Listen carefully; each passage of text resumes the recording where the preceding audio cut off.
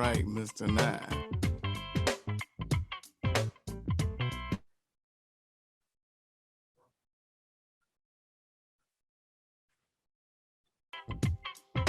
All right, Timmy. I see you got it going on there. I appreciate it, Dwayne. How's it going, Tim? It's going great. Good, good, good, Life good, is good. good. Life is good. Well, that can be said as an understatement too. When you going through changes, when you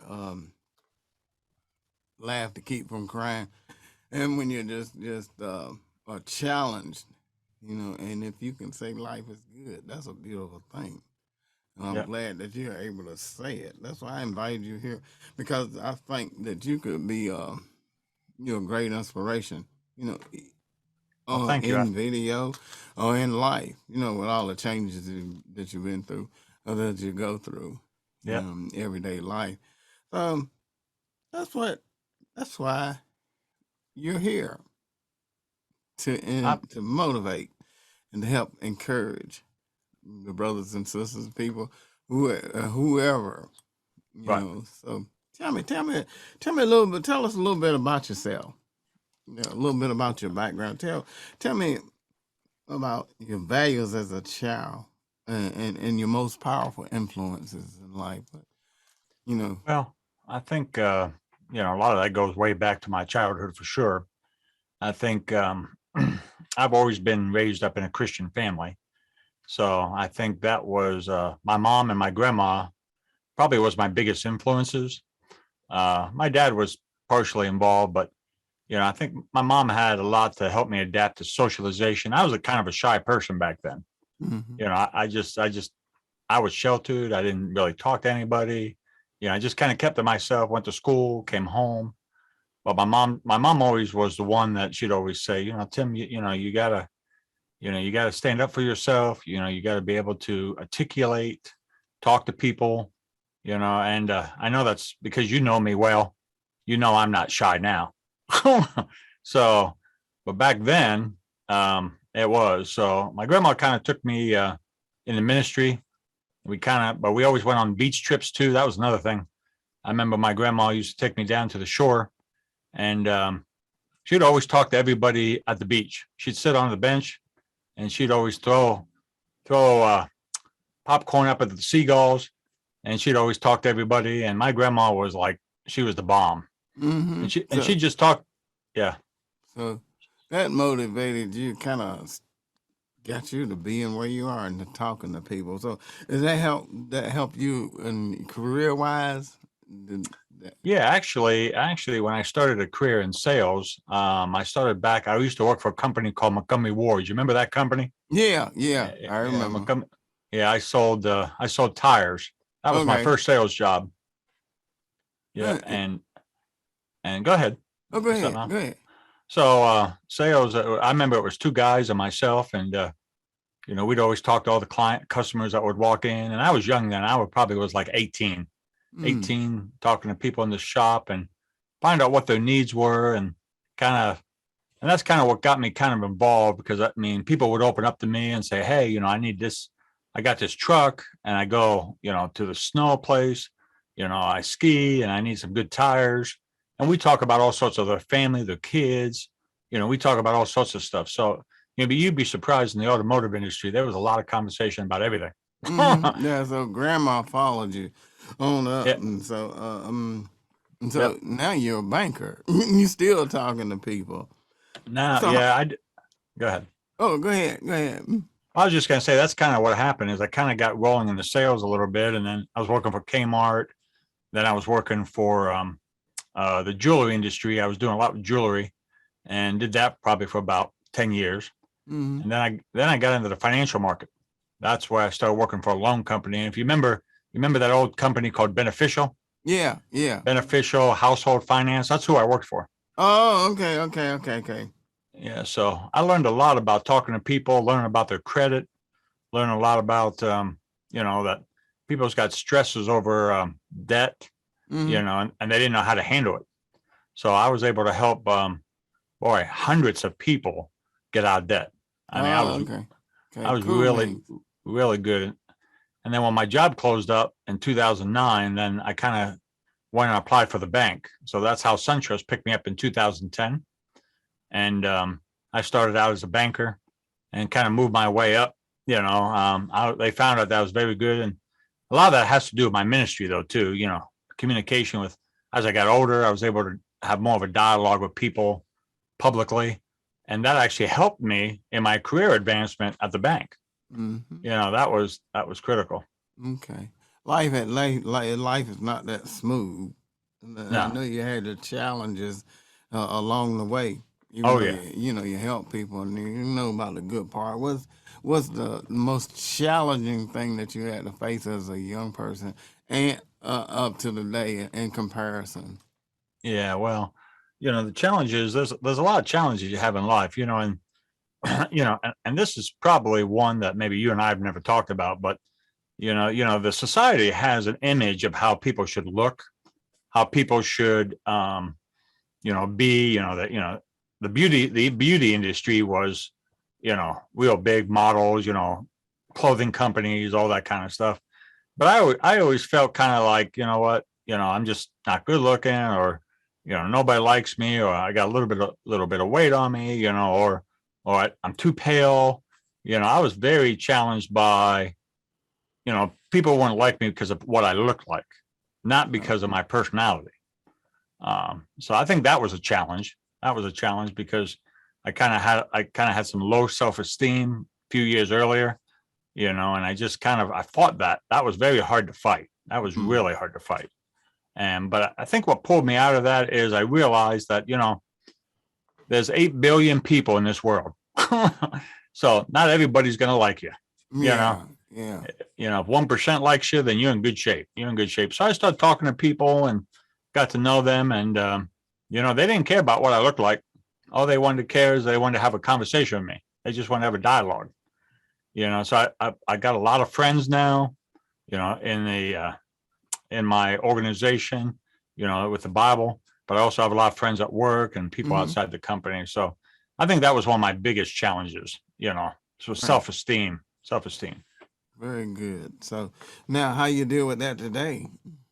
Well, you know, um, people, there's a lot of people about how they feel about you today. You know, I mean, this world is you and I know that people are just very self-assuming. They're very selfish. They don't have any recollection. I don't even know if I'm using that word right, but for all sorts of people, they just don't care. Mm. The ethics of this world have changed. So I deal with a lot of people at the bank, and there's a lot of I got to adapt to that because not everybody is going to be the same. Hmm. So, and I know recently when we had Black Lives Matter, that was a big thing at the bank, and they actually had a lot of dialogue, and they had to open up conference calls, and we actually talked a lot about that. But then they expanded it even further. So I think managing people, I just realized I got to be patient and I got to listen. Hmm. I got to stop talking and more listening. And I think when you let people talk, and they tell you how they feel, you don't have to answer them in like, hey, well, you need to do this, you need to do that. No, you just need to keep quiet. Right. You need to listen. And I think that's what's made me kind of successful, not just at work, but also with people, Okay. because I've been able to just listen. And before I make any recommendations or any suggestions or give them any counsel, I gotta let them talk. Just Hmm. let them talk. So, with the loss of a loved one, speaking of your beloved wife, and you talk about caring about people and listening to people, what happens when you go to work and you carrying that load yourself, Yeah, and you dealing with an insane environment? We'll call it insane because that's what it is it sometimes, is. an insane and selfish environment. Yeah, But you realize that your survival depends on you being professional, you being the Yeah. person that they expect you to be. How do you deal with that when you need a shoulder to lean on at the same time, but you have to be that shoulder too? Well, I think it goes back to what I was saying before about listening, but I think along with listening, I think empathy. Empathy is one thing that when I lost my wife 7 months ago, I think it was about 8 months ago. 8 months ago, I mean, it was tragic. I mean, you know that she had a brain aneurysm and she was gone like in 24 hours. I didn't know how to react. I mean, I'll be honest, I was so lost. I couldn't believe she was gone. I mean, there were months that I would think she would just walk in the door. But when I deal with people, I look one thing that's happened since the loss of my wife. I believe in the moment. I believe in the time that right now, like we're taking the time right now to have this discussion.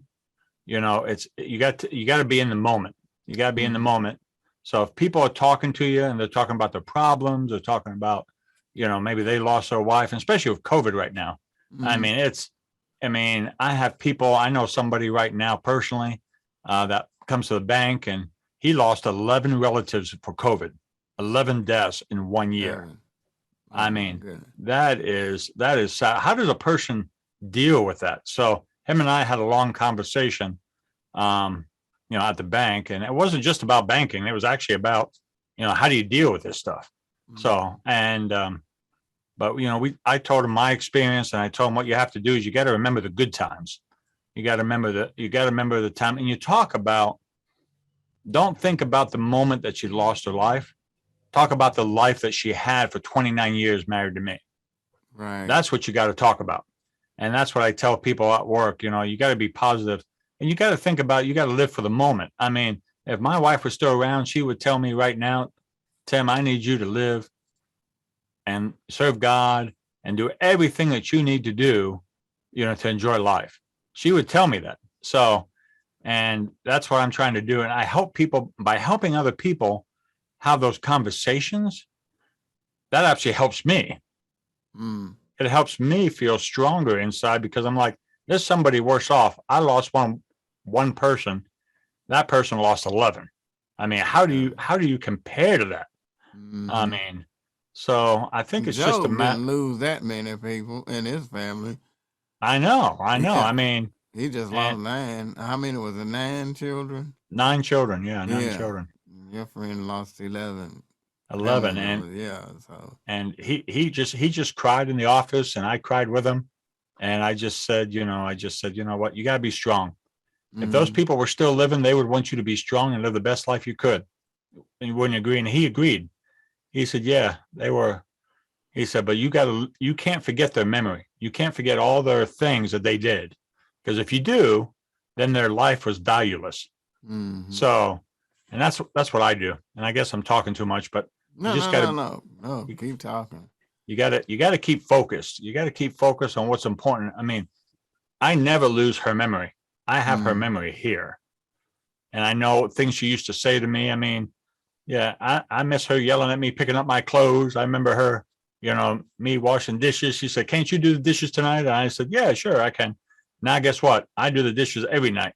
And I don't feel right unless my dishes are done, because I remember those days. I would always pitch in and help. And if anybody needs my help and they call me, Dwayne, on a text or a phone call, I'm there. I hear I'll be you. there in a heartbeat. Yeah. Mhm. And that's what keeps me going. Helping Let, other people helps me. let me roll you back for a minute. You said you cried in your office with this guy, Yeah. and both two men crying. You broke a barrier right there because men have this shield. Yeah, they do. They don't know that it's okay to cry, and some people that are going through changes and that have lost loved ones, Yeah. they don't know that is the greatest stress reliever in the world. When you cry and you cry with someone, and when Yeah. you open up a path of acceptance, and you can accept Yeah. that person being gone. Like you said, Robin would have said this, or Robin would have said what we wanted you to go on and to keep living your life. Yep. Many people don't reach that point. Many people just No. No. live in regret, and they don't ever get to think about what that person would have thought. I think that's the most beautiful thing about your situation is that you think about what she would have done or what she would say, and I She think would that's have, good, and that you can yeah, open up um, with somebody else, yeah, with the yeah, world in general, help other people going on because even though because coming in the future, somebody else see this video that's going through changes or that have that's gonna lose yeah, somebody that you can be an inspiration to. So yeah, one life, one story helps to complete another.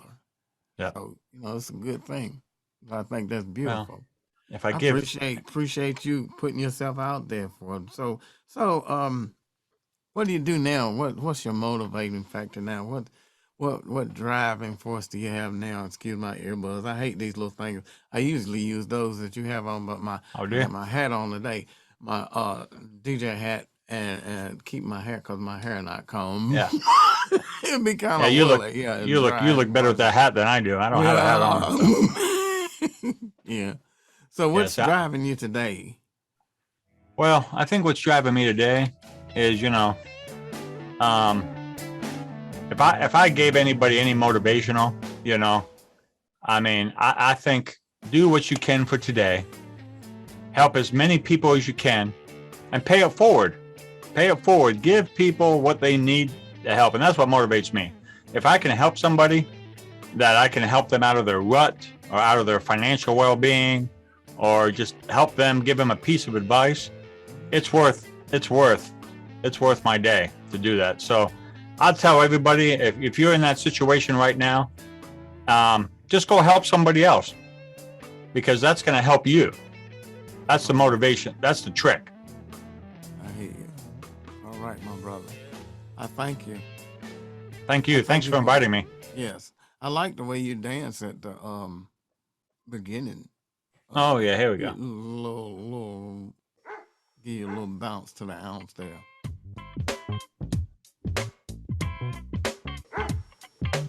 All right. Thanks everybody. I appreciate everything. Have a good night, Tim. Have a good night, Good Dwayne. I'll talk week. to you soon.